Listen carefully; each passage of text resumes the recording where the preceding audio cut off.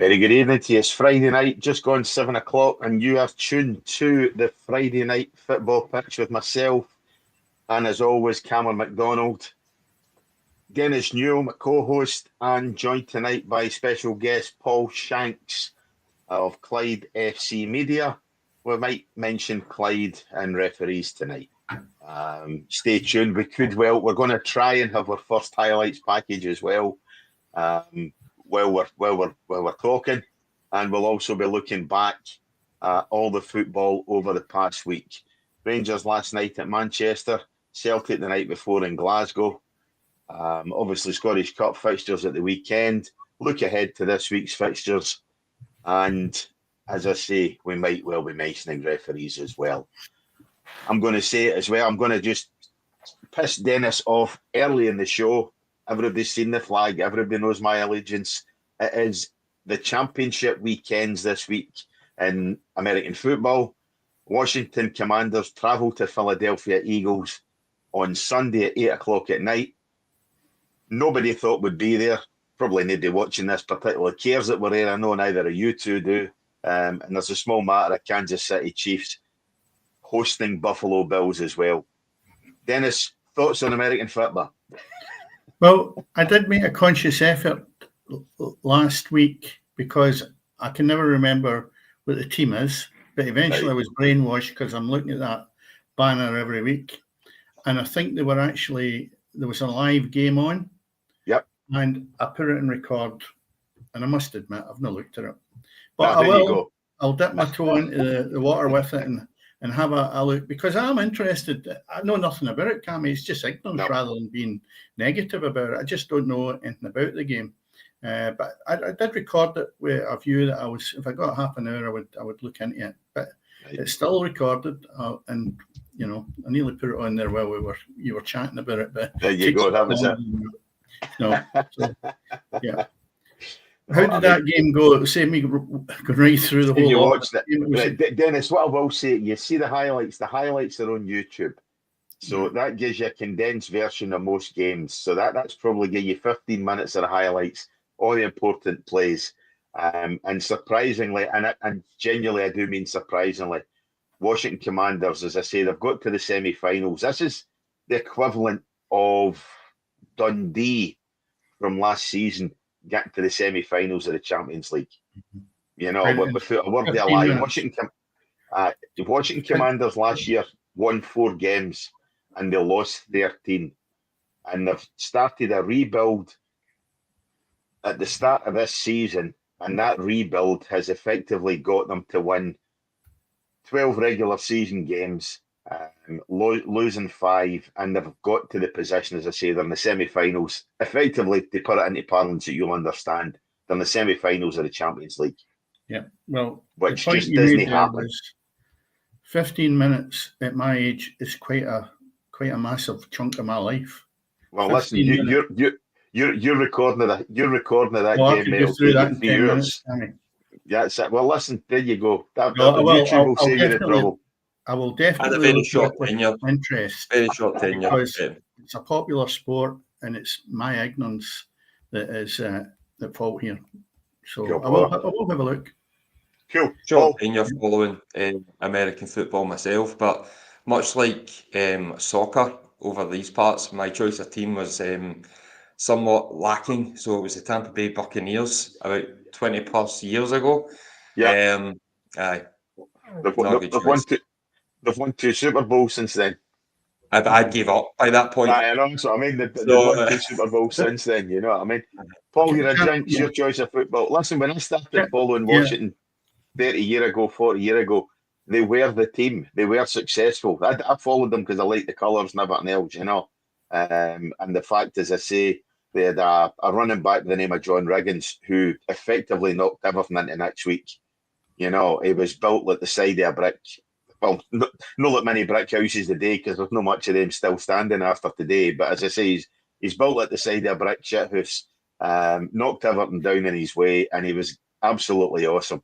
And that's what drew me to Washington, and I've stuck with them for the last 40 years, on and on. So anyway, I was going to ask how you get involved. Yeah. There you go. I've saved you the trouble. Yeah. Guys, will we talk football, or Paul, as you said, soccer for us these parts? We do have American listeners, by the way, so there you go. So last night, Rangers travelled down to Manchester. Big expectations, I think, and talking obviously, Dennis, to you guys last week, to Tom and Steve last week.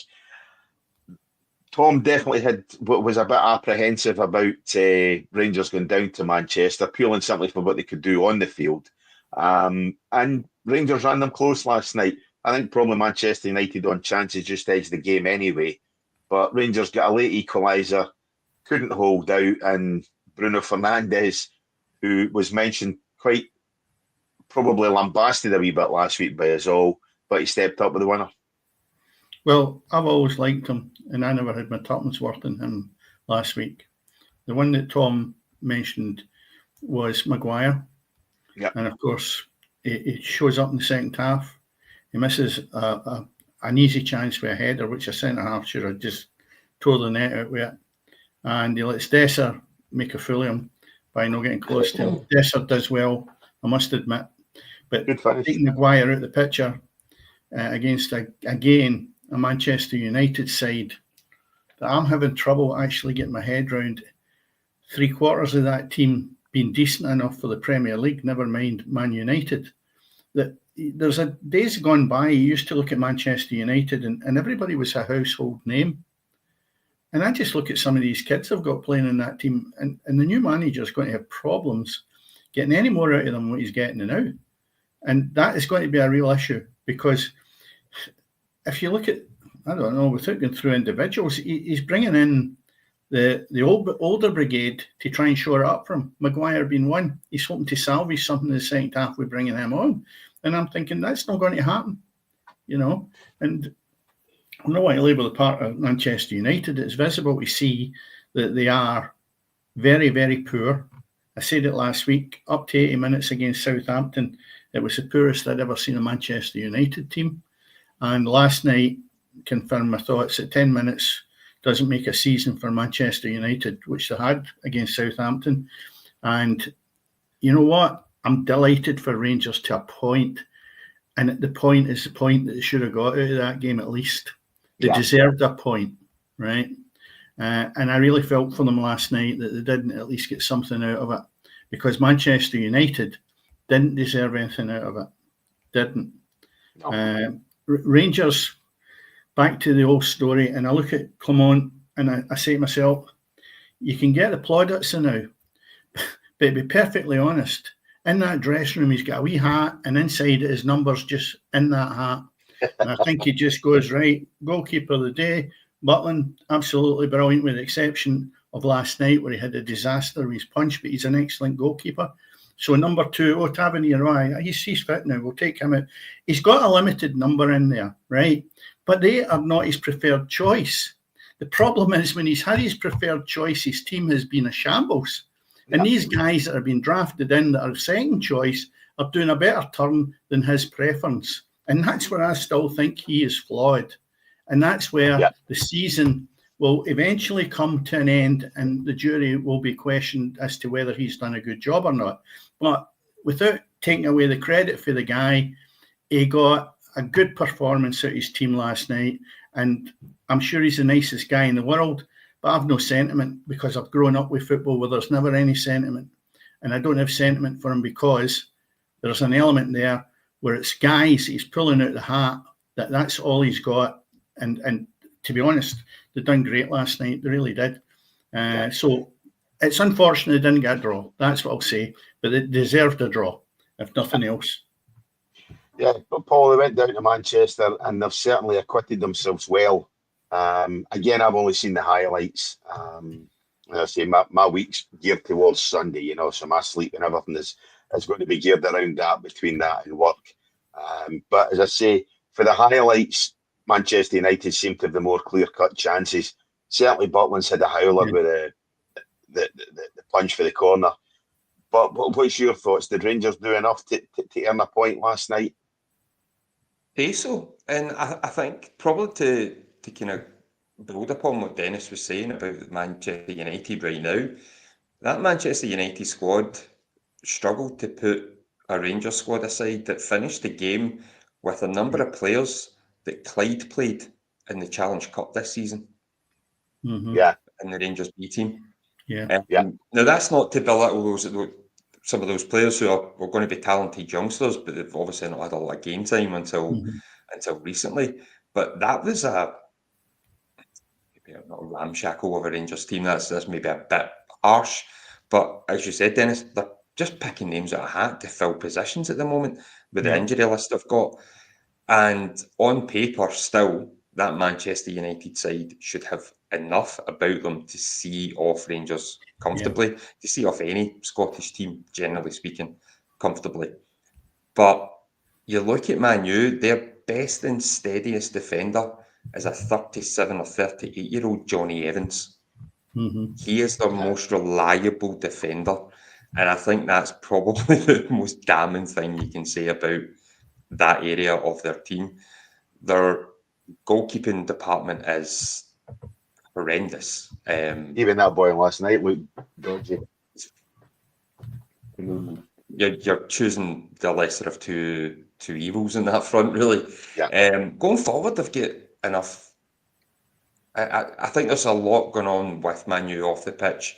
Rashford situation is probably not helping. But from the Rangers' point of view, I think if they got that point, neither side would have complained about it. Neither. They gave a good account of themselves.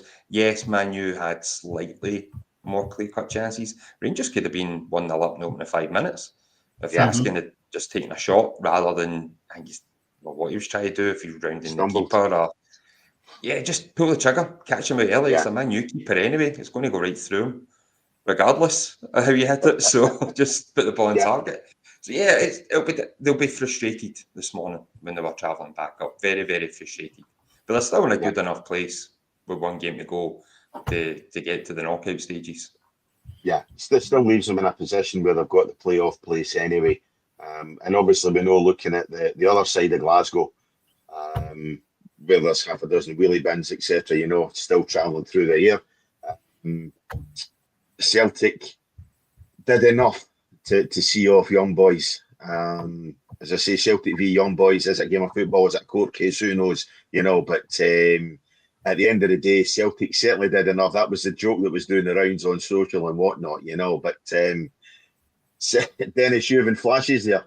The lights have flashed twice. I'm just going to maybe get a power surge with that American that was American football. That's exactly. I thought it was my joke. You were turning the lights out there.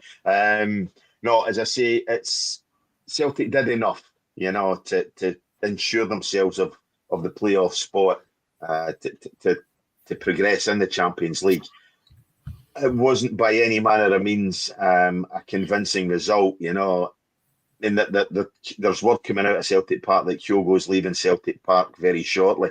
Hopefully be able to read a line wherever he moves a wee bit better than he can at Celtic Park, because to me that was an abysmal performance. You get a striker looking along the line, and the amount of times he was caught offside was an embarrassment as far as I'm concerned, Dennis. Well, first of all, I thought that Celtic made a melee in the first half, really, because they looked quite sloppy and amateurish, and without going into the Rangers result, because that's what in Scotland everything's compared against, especially in the West.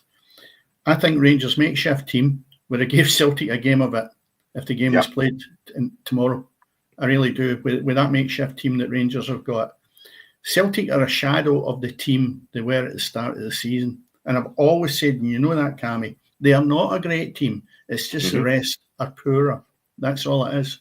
Yeah. And at this moment in time, you talk about Kyogo maybe moving. It's a certainty he's moving. But the fact of the matter is this. When he was playing for Postecoglou, he was excellent. Absolutely brilliant. He covered every blade of grass. Maybe my type of player, you could call it headless chicken. But he popped up everywhere. He made defenders' life very, very difficult. Brendan Rodgers comes in. Shadow of the player. Shadow of a player. Now, if he thinks that Ada is going to be the centre forward for Celtic, because it doesn't look as if he's got another centre forward in there. He's kidding himself on, and he should really have a look at why he's not got one of the best centre forwards that Celtic have had in a long number of years staying at the club. And I look at the manager at this and I say, why is he want to leave the club? Why? There was never a boy that looked happier than anybody I remember for years going to Parkhead when he was scoring last year or the year before for fun. What's happened to him? You don't get fed up. He's got Japanese friends round about him in the club. It's not as if he's, the place is alien. He's settled in there. Now, I don't know the ins and outs of it, but you know where I'm putting that? I'm putting it in the doorstep of the manager that has not managed him well enough. And to be honest, if he was sitting here and the other screen was filled with him, I really would put him to the task as to why, as I repeat, one of the best centre forwards Celtic's had in a number of years, he is just sort of if he wants to go, he can go. He asked me a couple of months ago about going, that's not good enough. Mm-hmm. Especially when you've not got a replacement that is better than him, because Ida or whatever you want to call him, is nothing. He's not any better than Dessert or Egeman over at Ibrox. Not. And it looked as if he had got the result for Celtic the other night. It was a poor finish with a 1-on-1 with the goalkeeper. I know the defender was close to him, but he should have done a better job of that. And what happens is he gets the bounce off the goalkeeper and the defender taps in. Celtic gets somewhere with that. That, to me, is not the qualities of a good finisher. It should have been dinked over the goalkeeper or certainly away from him. And Celtic are in trouble if they're going to rely on that single centre forward to be getting them through the rest of the season. And maybe it's blasé. They think, they've done enough now. But when you look at the games against the likes of Dundee recently, Celtic could maybe end up getting their fingers burnt with this if they don't manage it properly. Yeah. But the overall result against Young Boys for the first half was poor watching.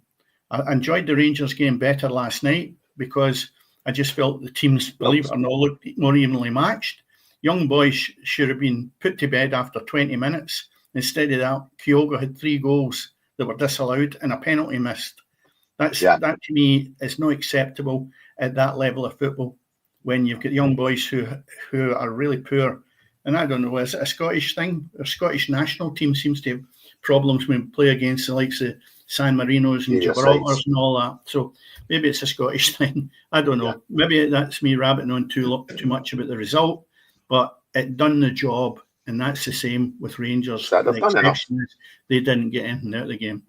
Yeah. So Paul, Celtic have just done enough on Wednesday night. As I say, it was far from a convincing result. As I say, the performance certainly probably offered more, I think, than just a 1-goal margin of victory. But as I say, for me, Kyogo, that's criminal. A striker looking along the line like that and being caught offside. That to me is criminal, irrespective of, pardon me, what Dennis is saying there. And yeah, a very fortunate goal. But I think Celtic, if they get to this year, they are getting to this playoff. I think Celtic could struggle in that. I genuinely do, unless they're going to get. I was going to say inferior opposition, but you say that about Young Boys. But unless they get minor opposition, Celtic, I think, are going to struggle to qualify for this playoff. Well, I'm taking it.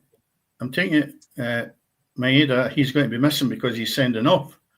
So your big threat, if Kyogo goes, is also gone. So you're 2 men down.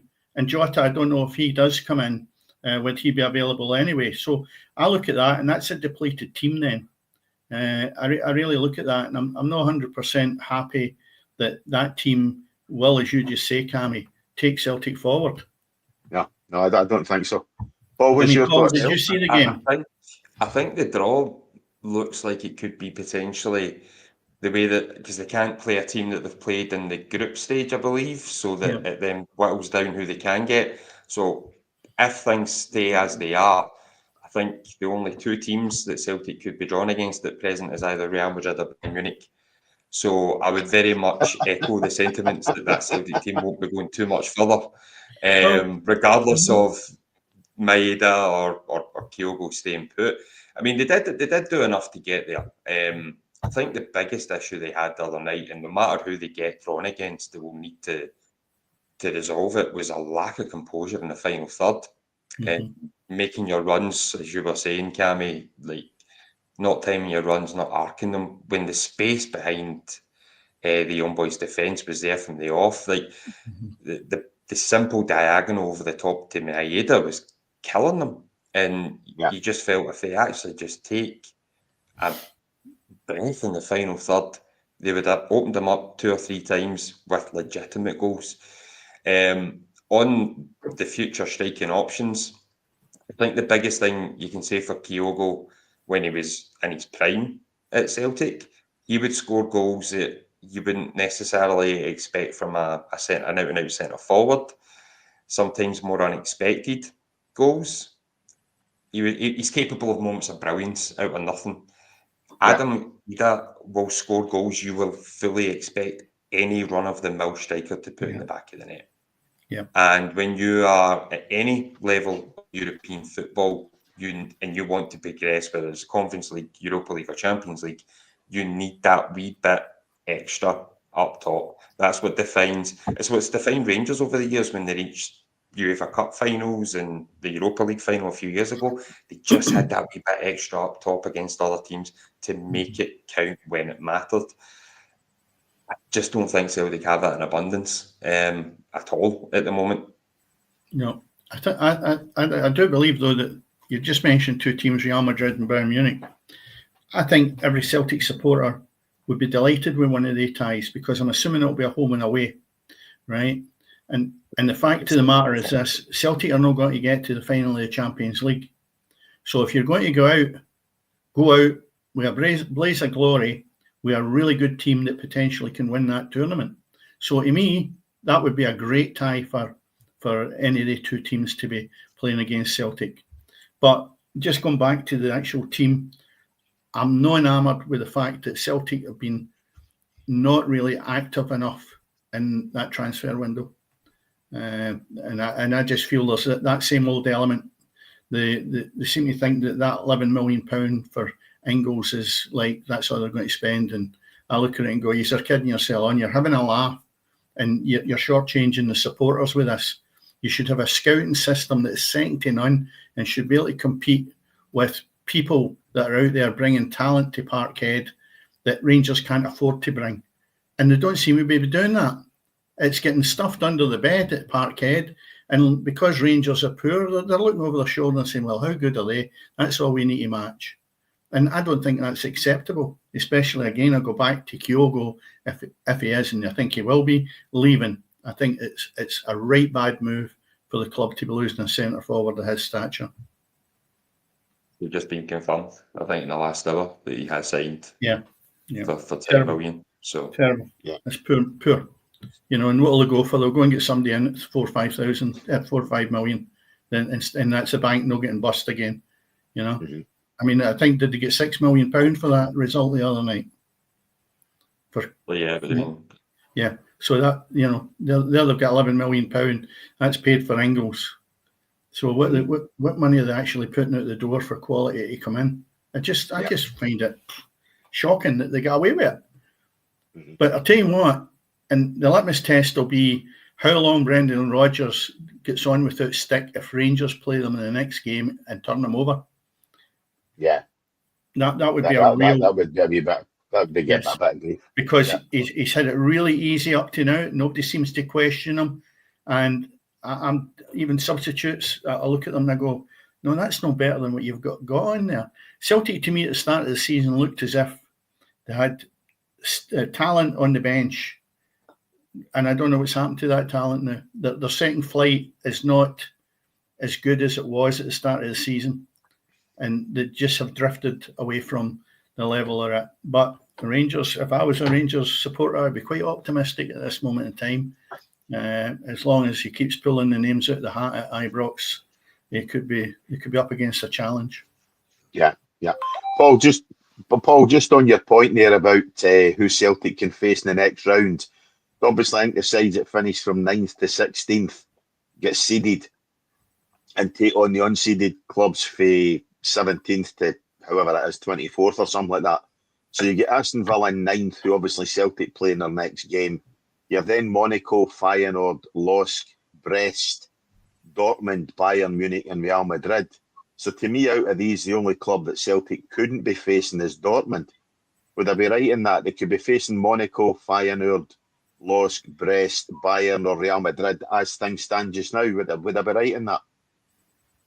I think it might depend as well on the fixtures as to who's playing who in the final who plays who, yeah. games and all that. But yeah, that was just something I read online, so I probably should fact check myself before I come on here. No, as I say, I'm just while we were talking, that's what while you and Dennis were talking there, that's what I was just checking, and is this some type of presidential campaign? I'm getting fact checked, Cammy. I don't agree to that. No, not at all. I mean, I'll be honest, mate, I didn't realise the format at all in terms of how it was split up and once it happened, So just checking there, Donald. I just thought I better just make sure exactly where we were.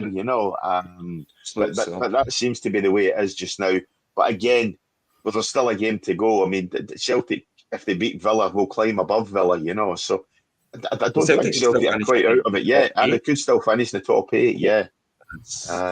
Looking at it, but as I say, the way Dennis is talking, I think they'll be finishing in the relegation zone. So and that's the SPL. I really must sound negative because somebody's just texted me, Jamie, and said, "You're never happy." There you go. So that listen, I'm always looking for perfection. He should know that because he used to play for me.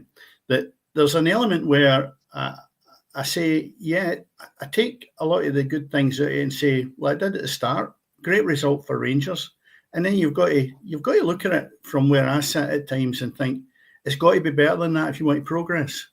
Yeah. Manchester United, not acceptable. You can put up with it. Celtic, in a lot of ways, should be better. And if you want to progress, you just can't sit there and accept it. A lot of supporters on the terraces over the moon almost blinkered to the fact, we've arrived. You've not arrived.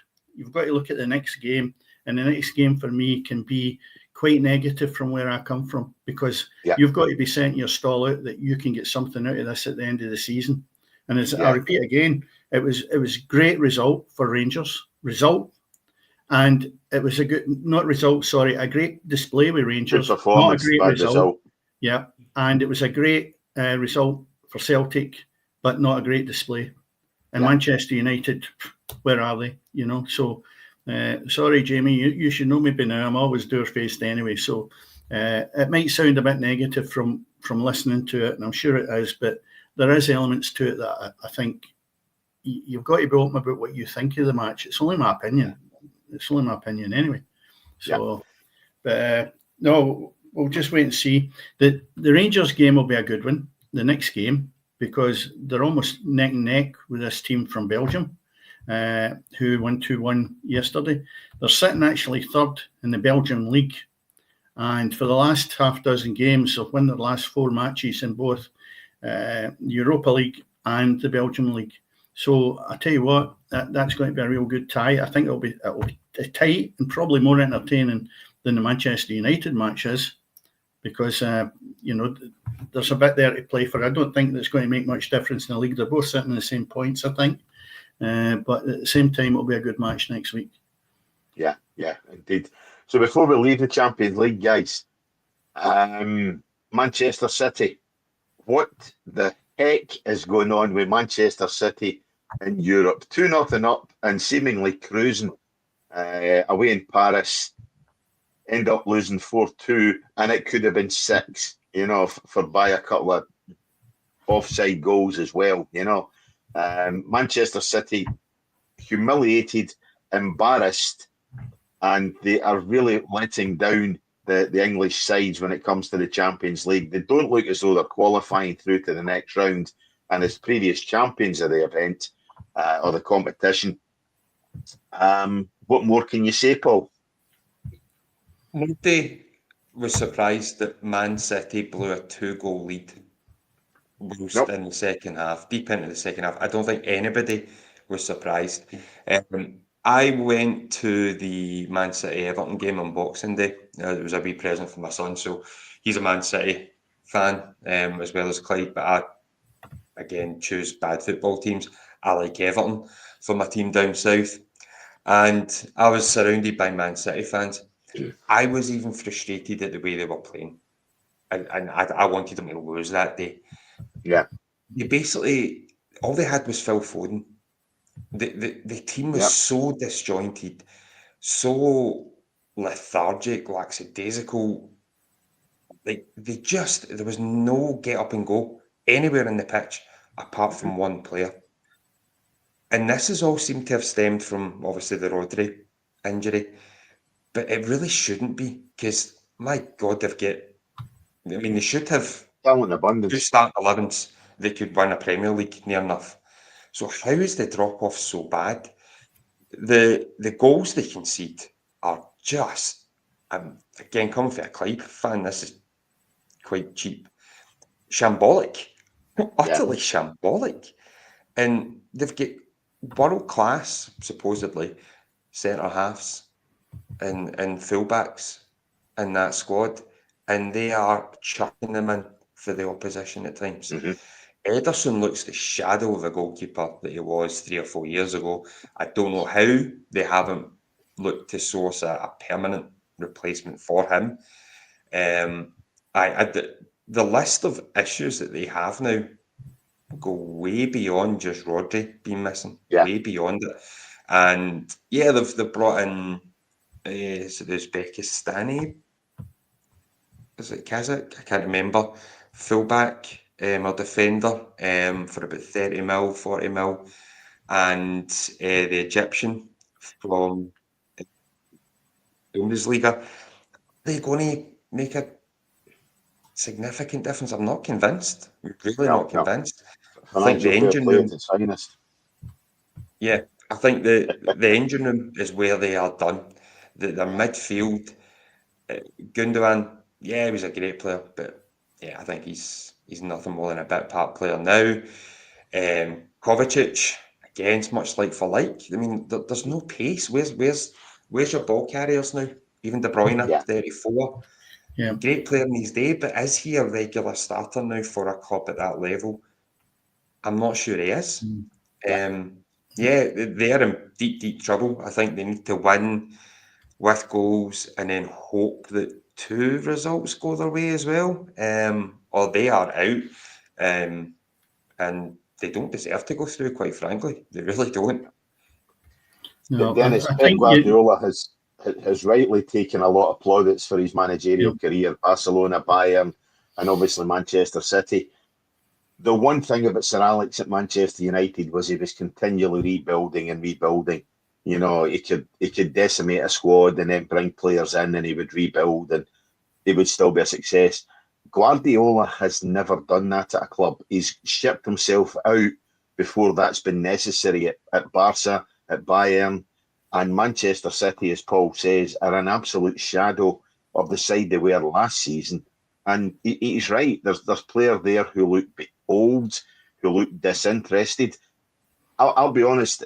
That the other night there, the goalkeeper went down for one, and I think he bounced back up off the deck. I've got half the flair quicker than that.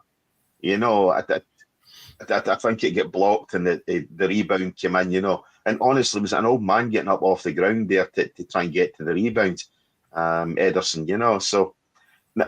I think there's a complete lack of interest in that Manchester City side, and whether it's complacency or whatever else, they are just a patch on the side they were last year. Yeah, I look at some of the players though, and you look and you say to yourself, well,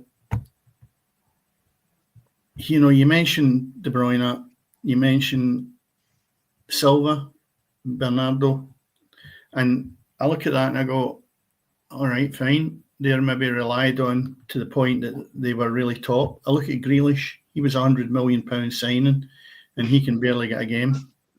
Gundogan. Yeah. Gundogan. He was excellent last year. Absolutely outstanding. And you look at them and you say they need to be firing on all cylinders, and they're not. And I think that's the difficulty. You've got players, so many players off form. And even Haaland, who I look at it and I say to myself, well, he's had an unbelievable deal. and I know he scored during the week, but the thing about it is he the same finished article he was last year?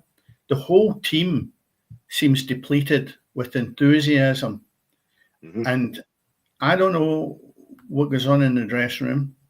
I don't know how firm he is with them. I don't know how, a man manages them. He's been very, very successful. And there's, with the fact that Alec Ferguson, he's quite, not the same mould, but for results wise, his track record has been outstanding. And like you say, Paul, I just don't know how he comes back for that. We've spoken even in the Scottish game, and we say, Manchester, Scottish game, Aberdeen, an example of going down the toilet after the runs they've had. We've talked about Manchester United and the young manager coming in, and we had that debate last week whether he would last or not with the runs that he's got. And you have Man City.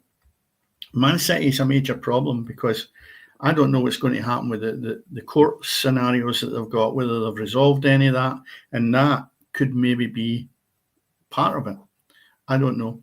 But when you're throwing the kind of contracts down for a human being and a footballer for £200 million, I just think it's disgusting when there's people sleeping in the street. So players have got to maybe stand up and be counted a bit more. It's easy to look at the manager, but these players are not playing to their potential. Is that the manager? Is he instructing them any different than he was this time last year or the year before or the year before? I don't think he will be. No. So you've got to look at the players and start to lay the blame at their feet. They're getting paid way beyond any normal human being does. And I think that's where Man City need to have a close look at it and make more demands on players rather than just giving them handouts. Yeah. I think the rot is set in. I think similar to like Man U, I think the rot at the club at Man City now is kind of embedding itself, and it needs ripped out. What that looks like will probably need a lot of investigation, whether it is just Pep. As you say, the players, they need to take responsibility for the performance first and foremost. The manager can only do so much, but there very much appears to be that kind of rot now that needs ripped out, and so that they can take themselves forward.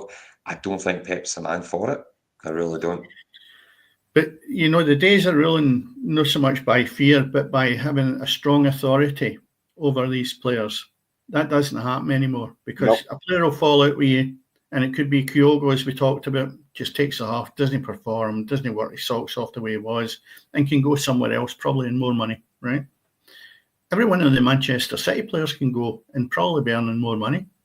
So it's not like normal human beings actually get laid off in their work and they're panicking because they've got their mortgage to pay or their car or whatever else.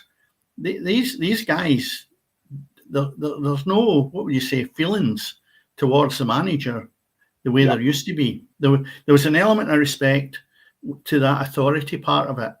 And there was an aura with most of the managers that come in that Pet's got. But again, it's back to, if you don't feel it working today, then you get away with it. You don't have to, yeah. You just need to look at Rashford over at Manchester United. He's sitting up in that stand yesterday. And I'm saying to myself, why is he not out there terrorising that Rangers defence? And it's beyond me. And I think the clubs are only to blame themselves with the amount of money they splash out. They seem to think it's something special if you go and you scatter cash that people can only dream of having 1% of what these guys are earning. Yeah. And it's quite disgusting in a lot of ways that's how they repay the good supporters by not putting a shift in. And because each one of the players at Manchester City, they've probably got the best squad of players. They're just not producing it. Yeah. Just very quickly, Cammy, before we move on, just on Man City. Yeah. On the attitude, I think it probably says a lot about what's wrong at the club that their club captain is away out on loan to AC Milan. Mm-hmm. Yeah. I mean, the club captain away out on loan. So, definitely tells you everything you need to know, doesn't it? Yeah. Indeed it does. Right, Paul, as you say, moving on, we're going to go for the ridiculous to the even more ridiculous. Apologies to anybody if this doesn't work. This is the first time I've tried doing this, but we're going to try and show a video of an incident that probably just happened almost this time last week, Paul, maybe a few minutes later than this last week. So we're going to see if this works. It's a refereeing incident, as we mentioned. It doesn't affect any of the big clubs. It's not made any headlines because of that. It affects a club that Paul follows on a weekly basis, and I follow when I can be bothered going. Last Friday was one of these occasions. I wish the hell I hadn't, but if I hadn't, I would probably miss the best bit of comedy at a Scottish game in quite some time. It would be comedy if it wasn't so serious to the club, you know. So let's see if this works. There we are. So we get an incident there. As you see, before the ball's hitting the referee's blown for offside. Big Logan Dunnicky is clearly well onside. But what crazy.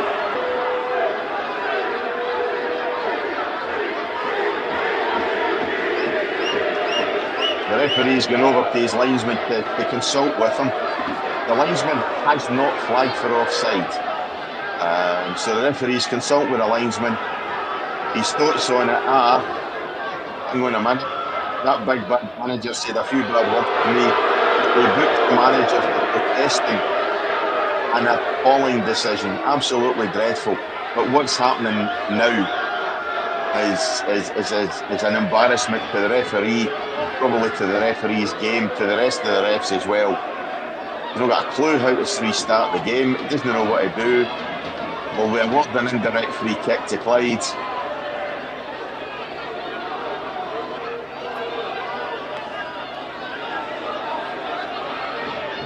No, we'll just let's play on.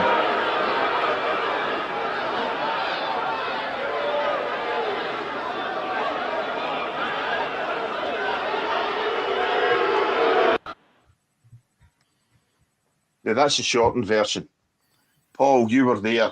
We both were there the other night. Thanks very much, obviously, to Clyde TV for the footage. But we were both there the other night. Dennis, you've watched it back several times. I sent you the unedited video. Yeah. But we thought we really don't want to be boring the watchers and the listeners.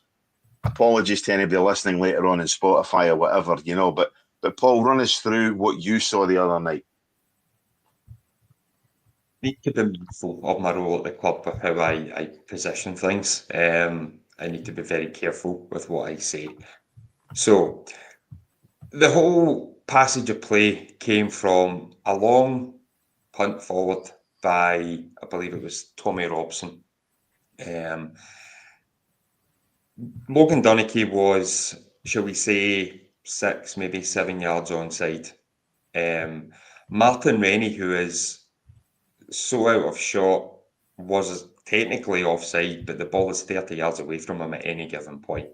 Makes no attempt to go to the ball.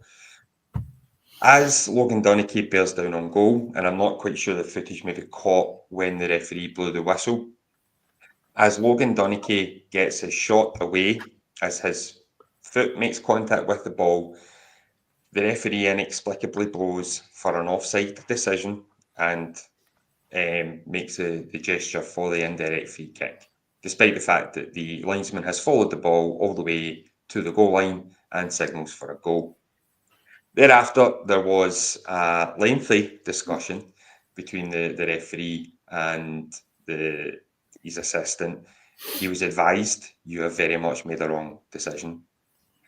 At which point, I think we needed the Benny Hill theme for what actually happened live, Cammy. So we're on forever.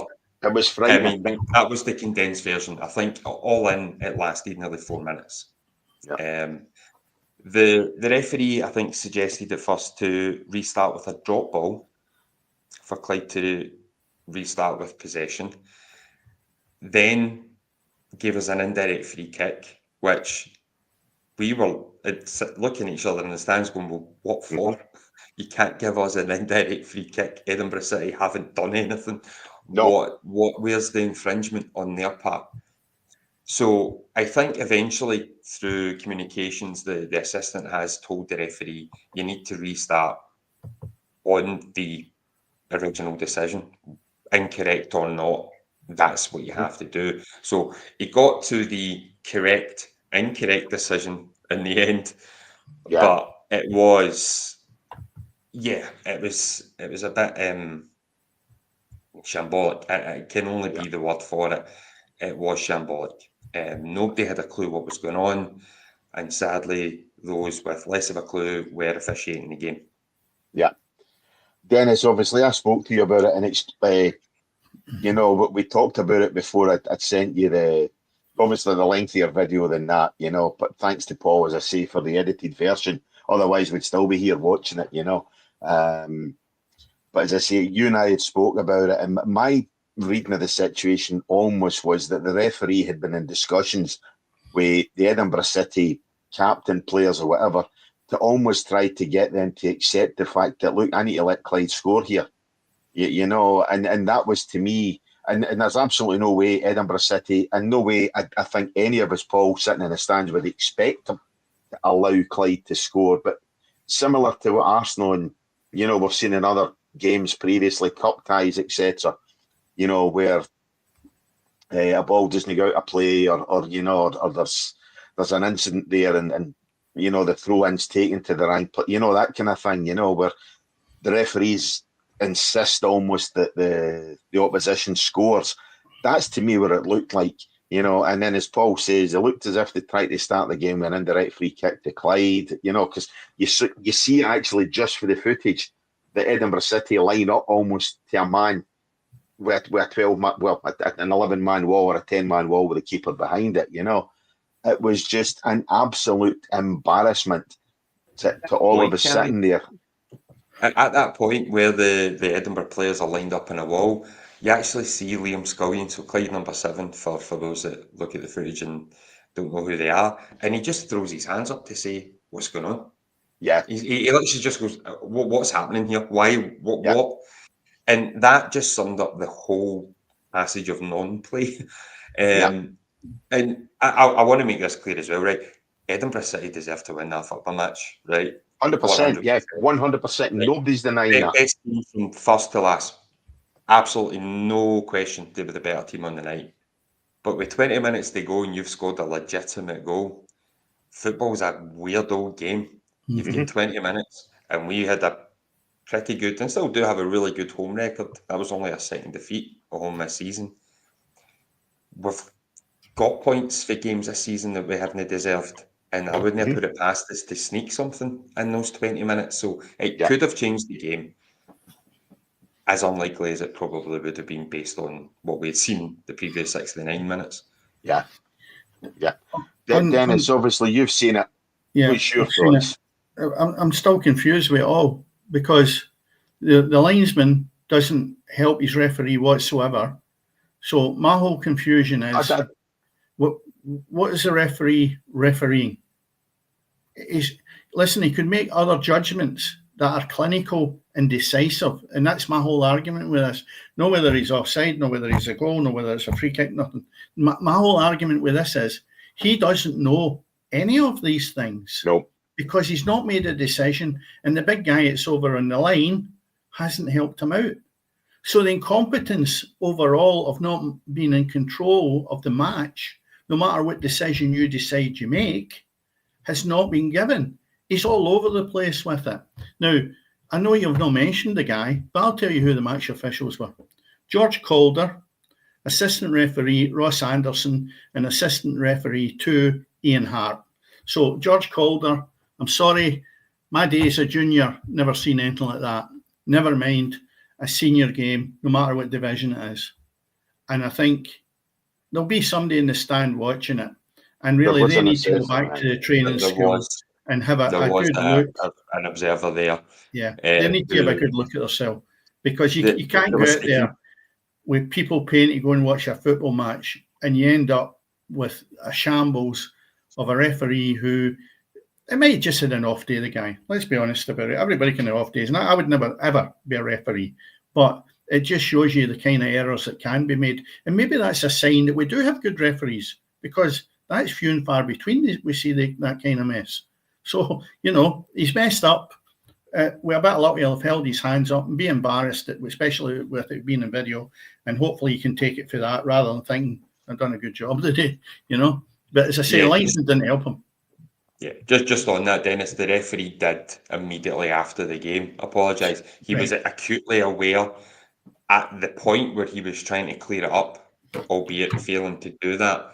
He had been made aware by his linesman that was an acutely incorrect decision. He should not have ruled out that goal. He has apologised, not that makes a difference in the points, games and leagues, etc. But he has apologised to Darren Young. I think in line Did with they rescind the booking? No. Sorry? No, I was just wondering if he'd rescinded the booking, because obviously he's booked Darren Young for his protestations. And I mean, Darren Young's obviously spoke to the stand side linesman. That's who the stand side assistant referee. That's who Darren's spoken to. It's not the referee. He's obviously made his protests too, and that's maybe where the linesman hasn't helped him, Dennis. And as much as a linesman's turned around and says he's been a big bad boy here and he swore at me or he said a few bad words or whatever, Beyond that, I don't think there's much help the linesman can offer his referee other than to say, listen, pal, you've messed up here big style or worse to that effect. You've called an inherently bad decision. And then to tell him you're trying to start the game, you can't start the game like that. You're basically going to have to go back and hold your hands up here and restart the game as an offside. Paul? They're mic'd up at that level as well. They can still communicate. So what possibly the linesman should have been saying to him, onside, play on, onside. Like, but which time? He's blown his whistle. He's blown his whistle by that time. That's the problem. But even before he gets to that point, because when you look at the footage as well, the referee is looking away. He's looking away. He's looking at the linesman. Short of having a spare pair of eyes literally at the back of his head, he could never make the call. It's literally Saturday morning boys football here with the referees making every offside call. Which he shouldn't be. Yeah. And that's the only thing I don't get, is if the linesman is mic'd that he has not said, play on, no offside, onside. And for him to then overrule that still is where there's real issues. We spoke about this before and I highlighted it and I still maintain it. You don't want VAR at the lower divisions because that would only get these guys out of jail. They've got to cut their teeth in the lower divisions, go with the mistakes, accept it and move on. Unfortunately, as Clyde supporters as you are, it's not very refreshing the next day to see that you've been beaten 2-0 and possibly you could have had a comeback in relation to maybe getting something out of the game. And we'll never know. A shambles of a referee who just didn't seem to know where he was that particular Saturday or Friday night. Maybe that's what was wrong. You get his Fridays and his Saturdays mixed up for the match day. He didn't know where he was. To be honest, but it has. I think in line with the way they punish referees, he has been demoted this weekend to the bowling. Right. So I think he's in charge of the Gretna match this weekend. I'm sure. I mean that's the thing. The only thing you can hope is for his part, he learns from a howling mistake. It's not the fact of the mistake; it's the fact he compounded it by continually making errors. That referees are going to make mistakes. I'd love to know why a referee's getting involved in offside in the first place. That to me should be a decision for the assistants, or the linesman. And I don't think he'd been doing a bad job, that linesman. Obviously, he's at our side, Paul. So, I mean, I don't think he'd been doing a necessarily a bad job to be overruled, So it was inexplicable as to why the referee made the offside call in the first place. And it's one of these things. Had that happened at a higher level, it would be highlighted. There's no doubt about that. That would be on telly and, Rangers, Celtic, Aberdeen, whoever, you'd have people moaning about conspiracies, West Coast, East Coast, Protestant, Catholic, Rangers, Celtic, whatever else, that would be conspiracies you'd be getting mentioned. It's Clyde, nobody gives a monkeys. No, I think they do give a monkeys. I think what you've got to realise is that it's quite a low level in relation to top flight. It's a second division game. Yeah, right? I know. So you're going to get a second division almost standard of refereeing. Now, I don't know the guy in relation to heard his name or whatever, but how fresh is he into the game? Has he got a bit of experience? If he's got experience, then it's shambolic. But if it's maybe first season or maybe second season, and he's just get himself tangled up, then I can live with that, right? I'm not the one that's sitting in the terrace, and I'm only giving an opinion for what I think. I wouldn't be happy if I was a Clyde supporter, but at the same time, you've got to cut him a wee bit of slack, but it's how he handles it and how he moves forward. Yeah, that's what I'm saying. He's got to move forward. And also the linesman to maybe be a wee bit more involved in the future as well, to maybe help him out when he's in trouble, rather than just leave him to sink, because he did. The big guy in the line just, well, okay. I don't know what he said, but didn't help matters. So, unfortunately, it was a bad one that yous were at, but, maybe it'll be a learning curve for him. Yeah. It was such a bad decision that VAR wouldn't have even bailed him out because of blowing his whistle. Because he'd blown the whistle. His whistle would have basically meant that VAR wouldn't have been able to bail him. So that's all he had to do was let play run on, and if he decides to call it back for an offside, the linesman can turn and say, "Listen, nowhere near it's offside." So let it run on for another 2 or 3 seconds. They're all instructed to do so now anyway. But anyway, but we're labouring the point, as you say, Dennis, on a minor occurrence at the weekend, that affected a minor club, in terms of obviously Clyde. Moving ahead, we were great last week. We kept the show under 50 minutes. We're at 56 just now. So let's move on to the fixtures quickly and get them. Well, let's look at the Scottish Cup. In. We'll do the Scottish Cup briefly to see if there was any shocks within the Scottish Cup. There was none really jumped out at me. I thought maybe the only one was maybe Dundee, I think, are actually doing exceptionally well in there. So even that wasn't a shock against Dundee United. Falkirk, for me, was maybe a shock going down 2-1 to Wraith Rovers. Rangers, good result against Fraserburgh. A lovely day for them to be having their match against being at Ibrox. I think it's brilliant when I see these wee clubs getting to the big guns. I'm just looking through, Cammy, as we get through the rest there. What a result that was for Airdrie against Dumbarton, 5-1. Yeah. Unbelievable. Considering maybe that'll kickstart their season, you don't know. Expected out Aberdeen beating Elgin 3-0 away from home. Clydebank going down 3-0 to Hibs. I'm just looking to see if there's anything else that jumps out at me there. Livingston, great result. 3-2 against Ross County, who in my eyes have been doing no too bad recently. Celtic, I thought, made hard work against Kilmarnock, won 2-1. And Hearts eventually beating Brecon 4-1, when I think it was 1 each at one point. So, Scottish Cup, it's throwing up some fixtures, which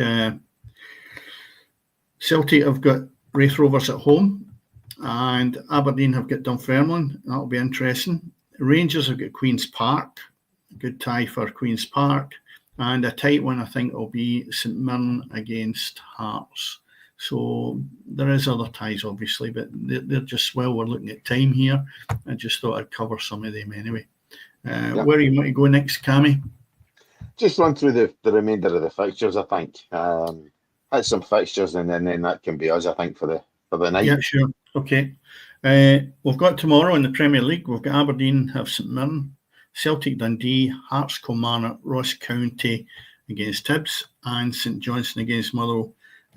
Sunday's game is Dundee United against Rangers.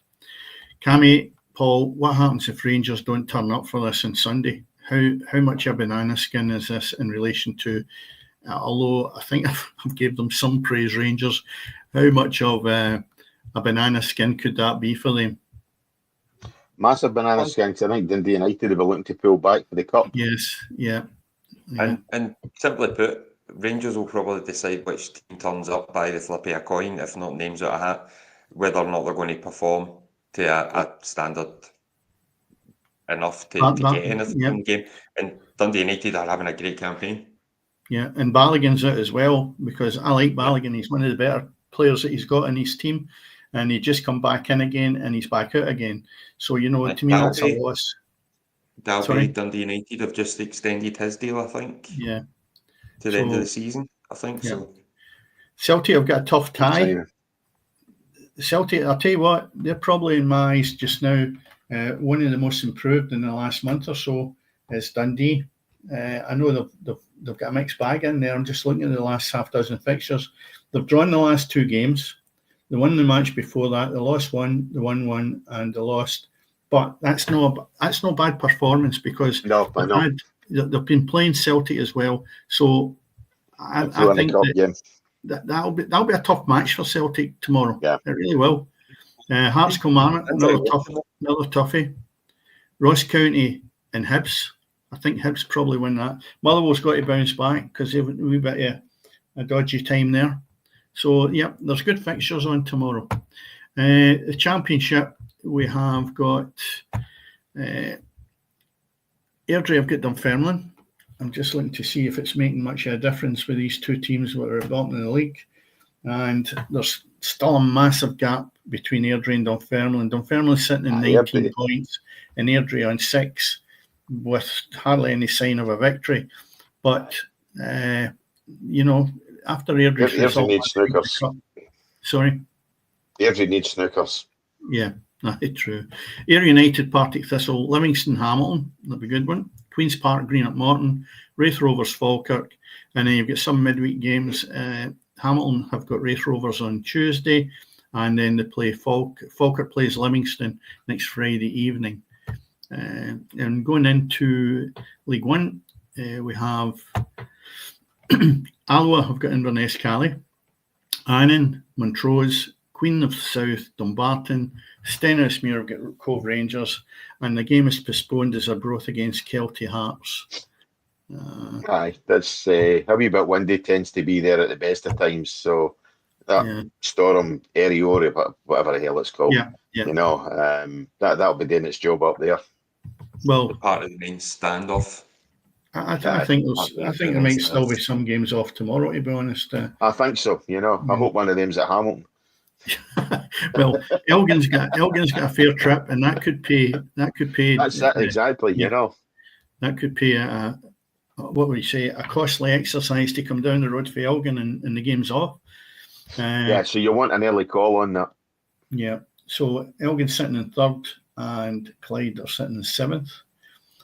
Your next tie is East Fife of Edinburgh City, Forfar, Stranraer, Spartans Peterhead, Stirling Albion have got Bonnyrigg Rose, and then Tuesday you have Bonnyrigg Rose are playing Stranraer.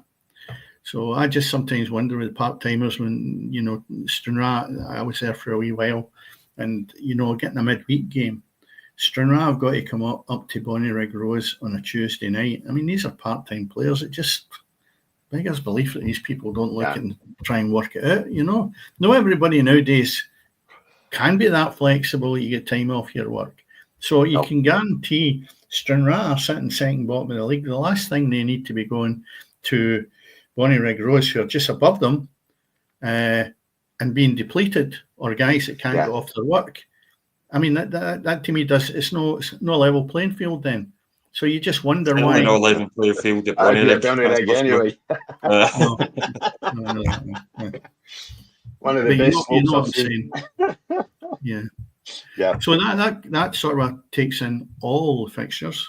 I don't know. We've got next week's games with Aston Villa and Celtic, and Rangers playing the Belgian lot. And I think Celtic will do well to get anything out of Aston Villa. And I do think that Rangers could edge the result next week, which would be brilliant for them. But the good thing is, they're both in the playoffs. And as we said earlier, and Paul mentioned it, if Celtic get a tie against Bayern Munich or Real Madrid, outstanding. And I'll tell you what, Rangers could end up with a good one as well. You never know, someone could be pulled out of the hat there. Yeah. I mean, congratulations to both clubs, because European football come February, is something I think we'd all only been dreaming about, certainly maybe one of our clubs, but for 2 of them, it's the new format, whatever else, but that format affects everybody else. There's Manchester City, probably not going to have European football, so credit to both Rangers and to Celtic. In terms of the fact that they're both going to have European football in February. If you look at the introduction of the Champions League, the Conference and the Europa League, it's been a breath of fresh air because in a lot of cases, both the Old Firm, mostly the Old Firm, struggle to get by Christmas with the low structure. We're now getting into February and possibly beyond with them still playing. And I think that's brilliant for the supporters. And again, I keep going back to it. In February or whatever, you've got Real Madrid or somebody else going to Parkhead or Rangers pulling out somebody like maybe Ajax or something. I'm guessing that. But if you look at that, that's outstanding, and that's what Celtic and Rangers are striving for in Europe all the time. Yeah. So the guy that actually thought up the new European system should be applauded because it's absolutely brilliant, and I've thoroughly enjoyed it. The problem I've got is there's so many good games, I don't get time to watch American football. Yeah. Well, listen, I'm sure you can make time for it this Sunday, So, as I say, championship games. First time in umpteen years, I haven't had the Monday off. And for the first time in 33 years, Washington are going to be in the championship game, So go and figure that one out. Bloody typical. But not to worry. Listen, guys, thank you very much. Thanks to Dennis. Thanks to Paul. Thanks to you guys for listening. Go ahead, as we say every week, like, subscribe, share, tell your pal. It helps us out an absolute ton, the more subscribers we get. So thank you very much for you guys for listening. And as always, remember, it's always happening on the pitch. Good night. Cheers, Paul. Cheers, Cammy.